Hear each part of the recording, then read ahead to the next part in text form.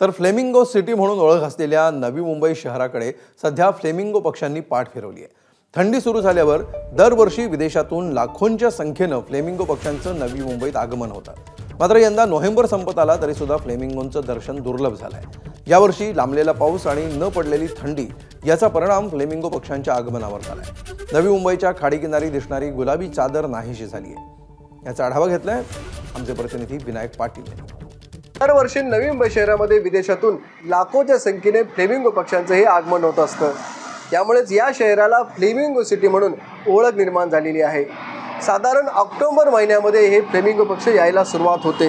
मात्र आपण पाहतो की सध्या या ठिकाणी मी आहे पाम बीच रोडच्या बाजूला जो DPS तलाव आहे, या तलावामध्ये आहे। ते दरवर्षी जर आपण चित्र पाहिलं तर हजारोच्या संख्येने फ्लेमिंगो पक्षी या तलावामध्ये बसलेले असतात आणि साधारण गुलाबी चादर पसरल्यासारखं एक दृश्य या ठिकाणी दिसत असतं।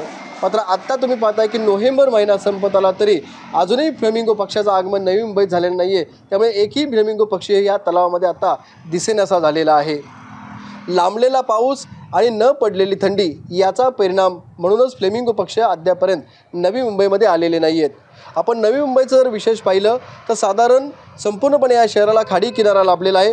त्यामुळे ऐरोली, घनसोली, कोपरखैरणे, वाशी, CBD, नेरूळ, खारघरपर्यंत आहे तो विस्तीर्ण खाडी किनारा पसरला असून याच खाडी किनाऱ्यामध्ये लाखोच्या संख्येने फ्लेमिंगो हे येत असतात।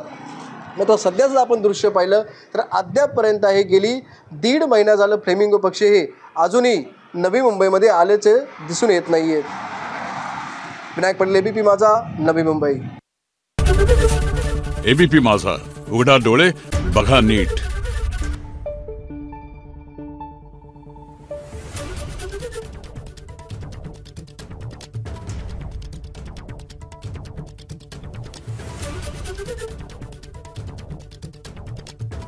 Thank you.